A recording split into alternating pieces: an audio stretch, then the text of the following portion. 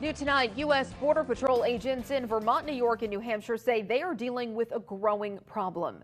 The number of people illegally crossing into the U.S. from Canada reached an all-time high in January, and it didn't slow down this month.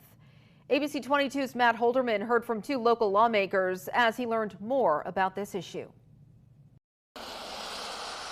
Every day at land ports of entry like this one in Highgate Springs, U.S. Customs and Border Protection officials help thousands of Americans and Canadians travel between the two countries lawfully. But not far from here, in areas of the border not meant for crossing, Border Patrol agents are dealing with record high numbers of people trying to illegally enter the U.S. This is unprecedented. These are highs that Swanton sector hasn't seen before. Chief Patrol Agent Robert Garcia heads Border Patrol's Swanton sector, covering all of Vermont and New Hampshire, as well as much of upstate New York. He and his agents have watched it all unfold over the last few months, a sudden boom in illegal border crossings. Garcia says incidents and arrests at the Canadian border have jumped nearly 850% over the last year, with an average of roughly 100 people now trying to cross into the U.S. through the Swanton sector illegally each week. We're seeing traffic across the entirety of the AOR, but there is some elevated levels in the eastern New York area as well as the Newport,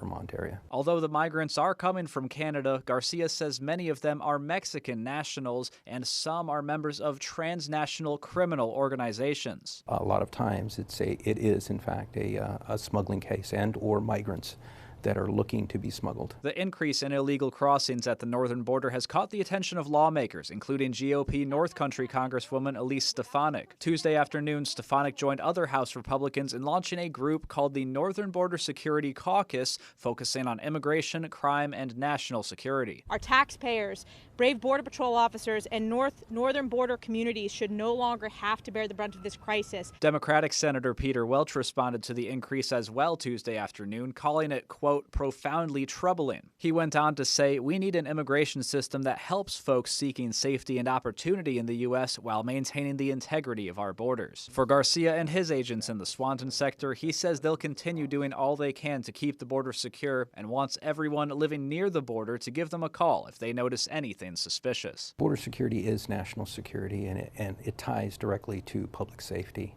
And that should be a high priority for all of us. In Swanton, Matt Holderman, ABC 22 News.